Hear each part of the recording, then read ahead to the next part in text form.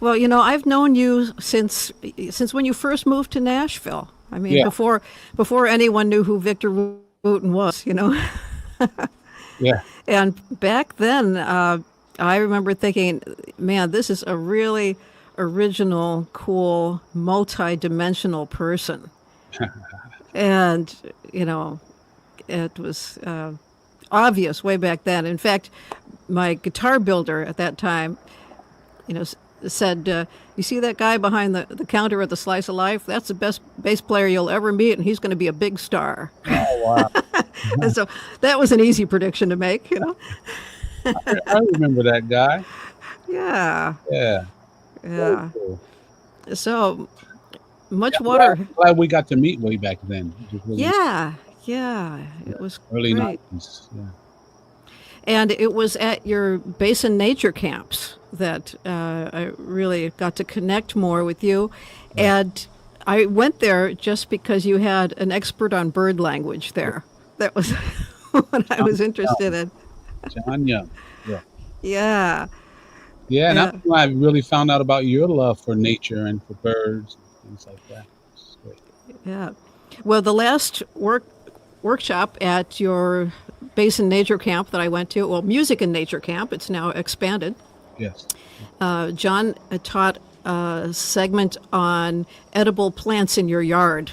Hmm. And so I kind of went off into the rabbit hole at that point. We started eating everything in our yard. Yeah. I told Brian, don't throw away those dandelions. We'll put them in the smoothie. And then I got a recipe for dandelion flour cookies. So I was making dandelion flour cookies. We were cooking everything in the yard. Yeah, dandelion is maybe one of the top plants out there in your yard. Yeah. It is definitely the top plant that I guess society tells you to get rid of. But it is so good for you. Every part of the plant, the roots, the stem, the petals, the flowers, every part is good for you. So people should look it up. You need to look up any plant you're going to eat. You need to look it up, make Yes. sure it's edible and all of that. But dandelion, go for it. That's a good one. Yeah. It's amazing how nutritious they are. Yes. Yeah. Yes. Incredible. So many things I've learned at your camp. Making fire from two sticks and a rope. Right. Yes. That's an exciting moment, there. It is. And then, of course, there's the music moments, the aha moments. And that's really cool to see. I mean, not only with me, but I have talked to any number of people who said that camp has transformed their lives. Yeah. Yeah, and of course I'm biased, but I see it happening every camp. Oh, And for great. me, the best thing about camp is I get to be at every one. Yeah. But really, even better than that is seeing the transformations, seeing people get it, and then take it with them and spread it around the world. And that's been really fascinating to see that growth in what you might first call students, and now we call them friends and colleagues.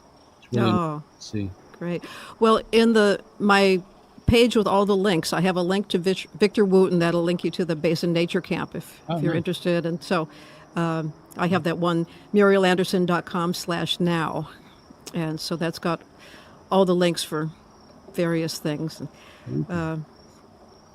Live live stream concerts that are coming up too. There's a bunch of them coming up. So and there's two that aren't yet listed. So please stay tuned. For that. Are you doing any live stream camps? We did 4 this year, Wow. and we haven't announced it yet, but we're going to do another one in October. The dates Oh, will be released soon, and I'm doing this one centered mostly around my manager, my touring manager, who's also my sound man, um, and my booking agent. I want to help bands know how to represent themselves better. How do you tour? In other words, even if you go and play a gig at the corner bar, somebody, whether they know it or not, has done the tour managing job. yeah. Whether you figure out what you're going to get paid, maybe you're playing just for drinks, which I don't recommend, but whatever's being figured out, that's the tour manager's job. And you may not even realize it. Well, there's a lot that a tour manager does. Where to park, is there food for us? How many people does it hold? What do we make? All that kind of stuff. And I want to help people look at that because we're going to be coming back to playing shows and touring, um, in the near future. Great. And so I'm thinking we can do something that can help people be better at it, knowing how to ask for what you are worth.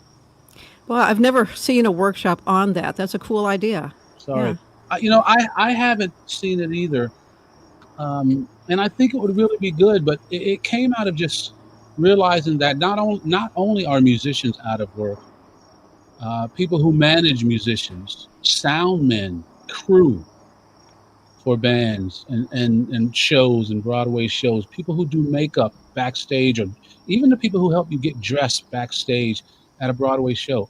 All of these people are out of work. So, and just starting with the people closest to me, I'm thinking, how can I help them? And then I realized the skills that my manager has and my sound guy, who's also my touring manager, so he does Hmm. double duty, their skills are worth knowing and sharing. So we're going to build a camp around that. And then I can also talk about, leading a band, things that I've learned from Béla Fleck, things I've learned from my brothers, Yeah. and things like that. Well, I ran into Bela when he was getting his banjo fixed, and I was able to tell him that I think that he's done more for music than anybody. He and the Flecktones, including you, of course, have really elevated music and created something unique that's not only fun to listen to, but it's extremely complex and high level of artistry. Yeah. And those things are hard to get together. Usually it's a high level of artistry or it's fun to listen to. But it's one of those rare things that it's really both, and both to the nth degree.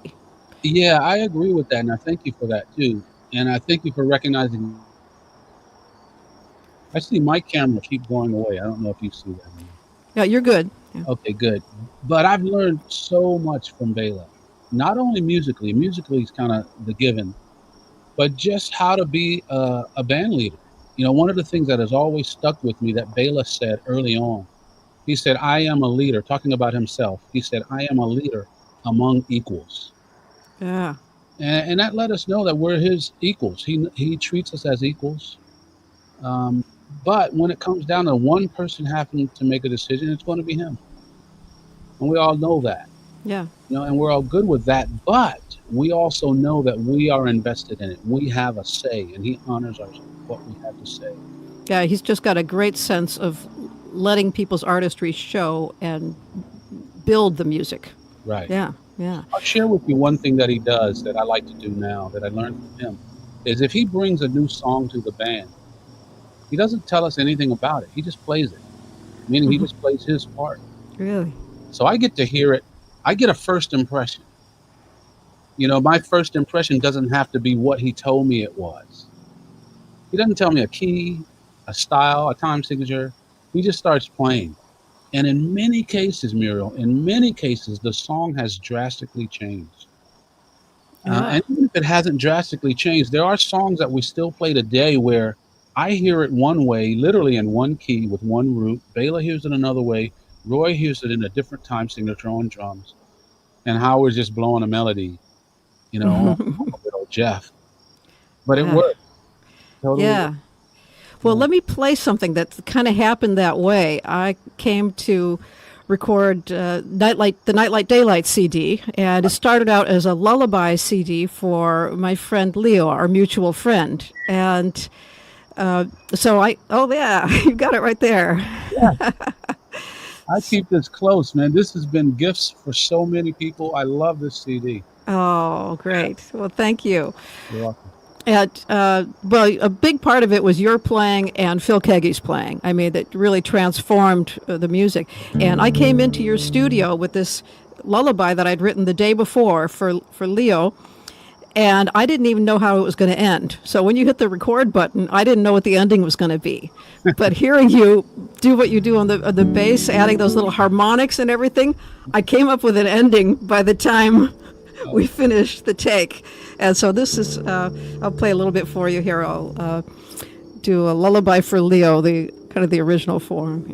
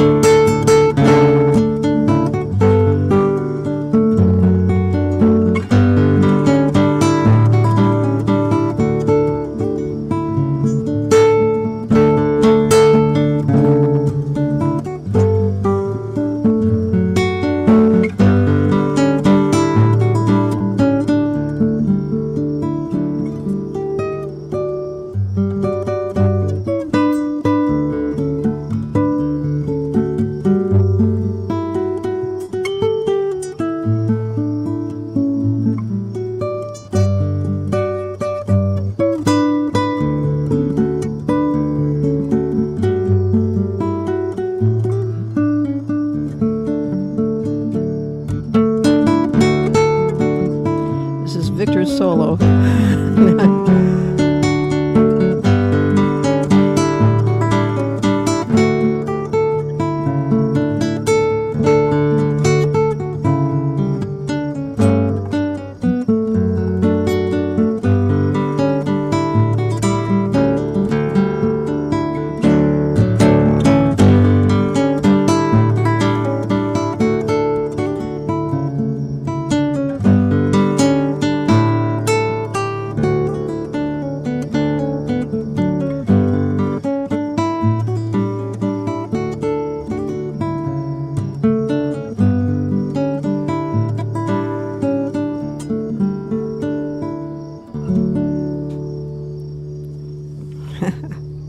That's a gorgeous song. Oh, thank you. I didn't know if I you could hear remember that. the bass. Oh,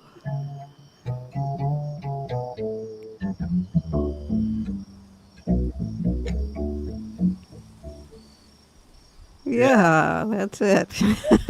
I was trying to play behind the beat because I know there's always a lag. Yeah, there's a lag, so it's you have to know. I was trying to play like a quarter note behind, maybe. Yeah. Yeah, my hands have been doing this really weird thing, and I've been trying to, as much during this off period, to give them a break and do Hmm. some exercises to help them work right. A weird thing called dystonia, where they just don't respond. But anyway, yeah, I would play more. I would have played more, but Yeah. I'm just still working on the transformation or you know, having control over my fingers. Well, you're allowed to take a break for a while, Yeah. and you have just a lot of interesting things to say. But let's say hello to some of our fans chirping in here. see that? See here. Oh, Elizabeth from Verizon said to say hello to you. Nice. So yes, Yes. so she was able to fix the signal here. So, let's see, Maria Mando Banjo. Let's see, Madeira Odette says hi. Doug Feinstein. Oh, yeah, he's here. Chris McDonald. Uh, oh, who has met us at the Lynn Guitar Festival in Wales. How about that? That is, I remember that. That was a fun festival. And oh, Fred Vanderbeek is here again. Tony Bernard, hi. Bill Franson, Todd Vogel, and Tom Hankinson says hi. Scotty Reed, yeah, a lot of folks chirping in here. Nice. And Vic says hi from San Jose. Oh, and Heng Shur, my favorite Buddhist monk who plays the banjo, says hello from in Queensland. Yeah, so he's coming in way from Queensland. Wow. Someone from So, Ireland, really?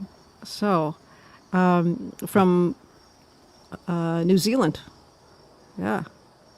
So, and Gail says hello. Gail White says hi. And she says, thank you for joining us, Victor, today. I'm happy to be here. You have a very wide audience there, Miri. I love it. Yeah. So, I don't always need these, but sometimes I do.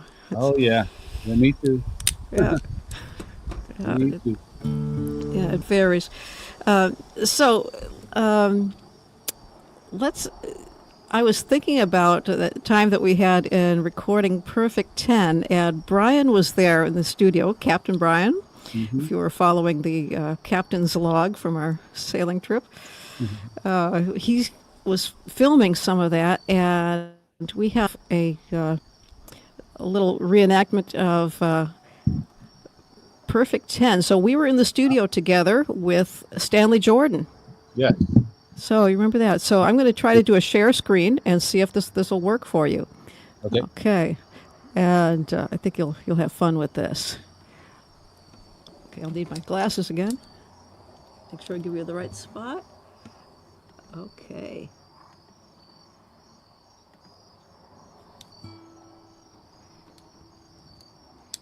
Ah, Yeah. same bass I was just holding. The same bass. How about that? I see it. I don't hear it. Let's see. Oh, well, let me see. Let me see if I hang on just a second here. Wow, that was here at the house. Let me do a pause here and see if we can make sure that we're seeing it. Are you hearing it out there or just seeing it? Let's see. Yeah, me, I'm only seeing it. All right. So let me try this. See if we do it this way. That's cool. Yeah. And I'll go to this and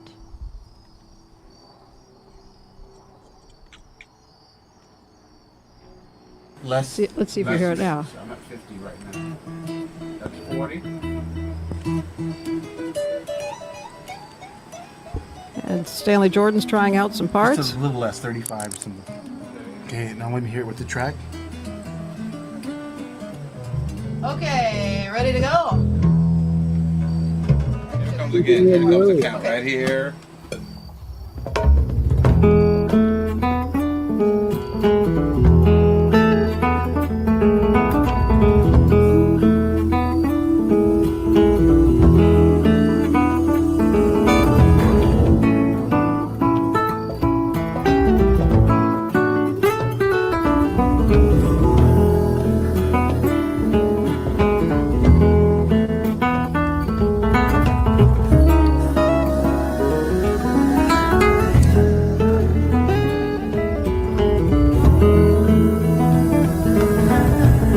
He's a perfect 10. He's what I like in a perfect 10. I think of him now and then. Through the screen, he's looking back at me. Pixelated man, more than I can stand. When I see his smile, circuits all go wild. Through the screen, he's looking fine to me.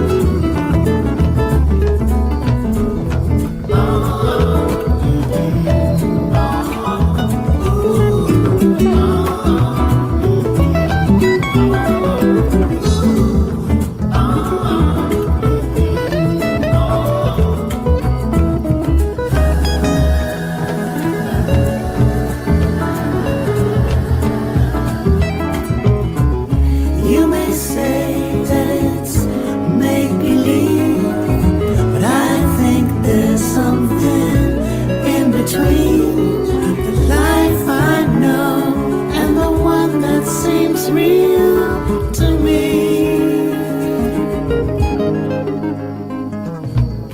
Though we've never met, at least not just yet. Looking for the day he saunters by my way.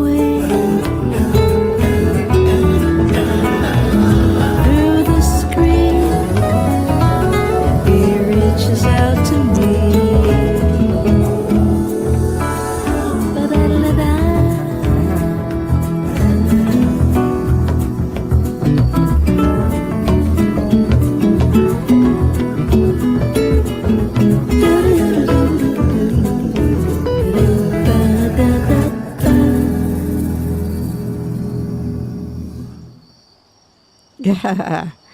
How about that? Oh, wow. Man, I forgot all that was going on. Mark Kibble. Yeah, Mark Kibble was doing all those vocals, and your brother Roy, Future Man, was doing the drums. And the song, it was written about somebody, people with a relationship via Skype, a digital relationship before they even met. Mm. And that was actually Brian and me. Ah, And so I wrote that about Brian, and he was there photographing. And that was before we were officially together. We've been together now 6 years. wow. Wow. So So you made it happen with the song. I think the song helped out. There's nothing like writing a song for somebody. Kind of Great. Oh, pulls on their heartstrings a little. yay. That's beautiful. So that's a bit of history right there. Yeah. And it was Mark Kibble or Roy, your brother, who first kind of said, "Hey, you and Brian are kind of sweet on each other, aren't you?"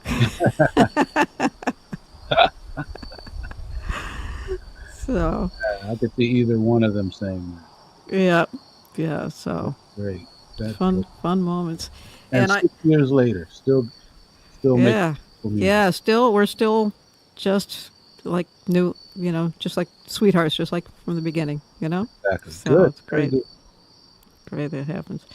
And your whole family is just amazing. I mean, now a couple generations in, every one of your brothers is just so talented and unique. And now your kids are each doing just amazing things, and each one of them has found their own path.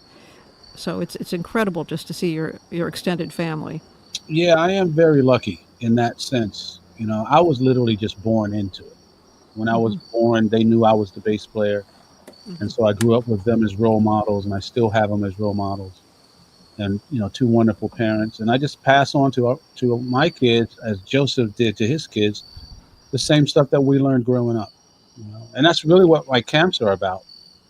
Oh Music yeah, brings people there, but I wanted people to learn some of the things that I learned from my parents growing up. Being a good musician, yeah, is one thing, but being a good human being for the world is even a bigger, broader thing, and that's what our camps are really about. wow. And I've always wondered. I mean, how did your parents do that? How did they get every one of their kids to be amazing? And now you all are doing it for another generation. Yeah, well, it started with our parents not really caring what we did, meaning, yeah, play music, play sports, your choice, but who you are is what's going to drive that. Hmm. And they were so concerned and put their attention on who we were as people. And that was number one. And so you know, as us brothers, we've continued that. Hmm. 'Cause all you got to do, if you want to be good at something, just keep doing it. I mean, Yeah. it's really that easy. You have to put in work, but it's that easy. The process is easy. Repeat. Just keep doing it.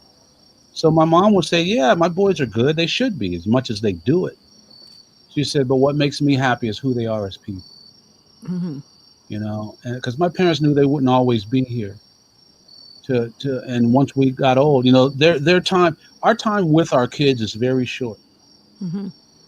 Kids get to be a teenager for a few short years, and so we want to instill in them the the goodness of who they are, so that they don't have to get self-worth from someone else, or they don't have to guard who they really are at the fear of someone not liking them. Once you love yourself, you see the love in everyone else, and it really doesn't matter as much. It does matter, but not as much what people think about you, because you realize that what they're really seeing is themselves, right? Yeah. That may be not easy to understand in the beginning, but it's the same as why, if you're having a bad day, you're going to see everything as negative that day, mostly. Yeah. But our parents knew that us five boys, especially, not to bring it to this level, but she knew what five black kids, boys, were going to be facing growing up in the 60s, my brother's 50s and 60s and 70s. She knew that we may be facing a world that didn't support us back. So we needed to support each other as a family unit, and to know and love who we were, even when the world doesn't love you back. Hmm. But fortunately, especially because of music, because we were able to share our music with the world did love us back. And that has allowed us to actually help people, like you were talking about Béla Fleck using his music to actually, help things. Yeah. Musicians have a superpower that other people don't have. Yeah. And it's the fact that people will listen to whatever we say. Yeah. Right? Listening to that beautiful song you wrote and played right there. Nobody has to know what it was about. No one has to know anything about music, the chords, the scales, the techniques. We don't have to know anything to get the full effect of it. That's the power of music. We Yeah. don't have to understand the language to get the effect of the language. And that's powerful. Yeah. So we just wanted to be the best at that. Yeah. That's great.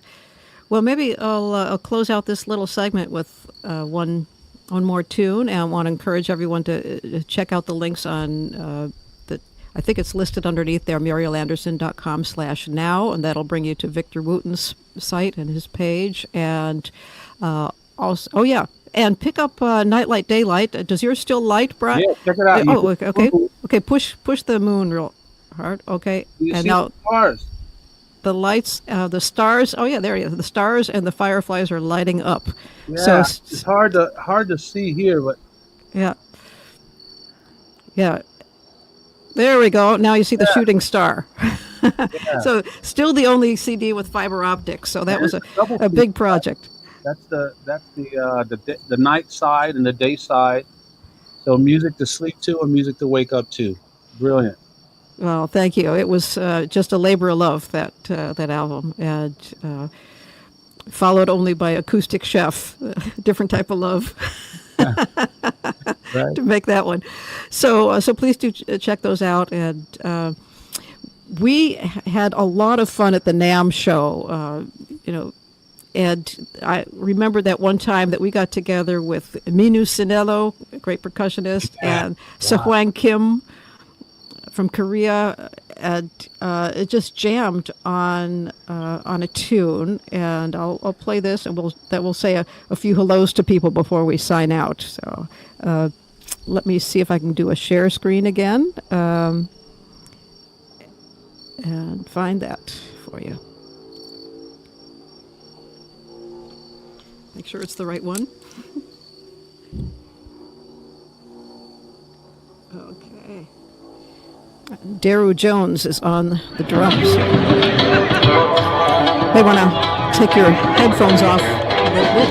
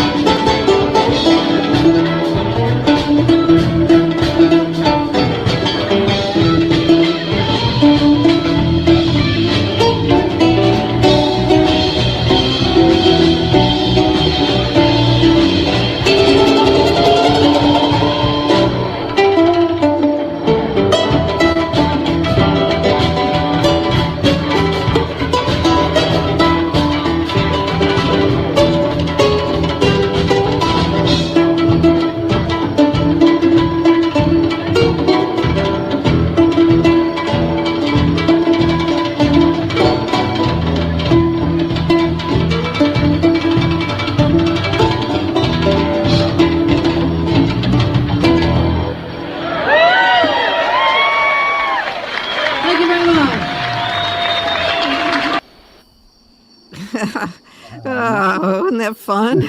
You're bringing back good memories. Yeah, That was a party. yes, it was. Wow, Yeah. wow. So we're all looking for that to come back. And Yep, yep. yeah, like you said It about your will. camp. Yeah. It will. Well, we've got the couple of things that are coming up here in October. We've got, well, actually, before that, on the 20th, there's a Women's Music Festival that I'll be part of. That's on the website there, and that's virtual, of course. 27th, Songwriters Workshop through True Fire. And there's some really great writers on there, and we had fun doing that. So we'll play the tunes and then discuss the whole process of writing songs. And then your camp coming up in October. You'll have an update on your site on Yeah, that. yeah. We'll be listing that soon. And then a couple things that are not listed yet on my site. One thing we're looking at doing is a concert from the sailboat. So we're going to see if we can do that. So that's still in the process of putting together. And yeah, keep posted about that. Very good. Very So, good. yeah. Well, thank you so much. We'll say hi to a couple more folks. Alberto, and let's see. Yes.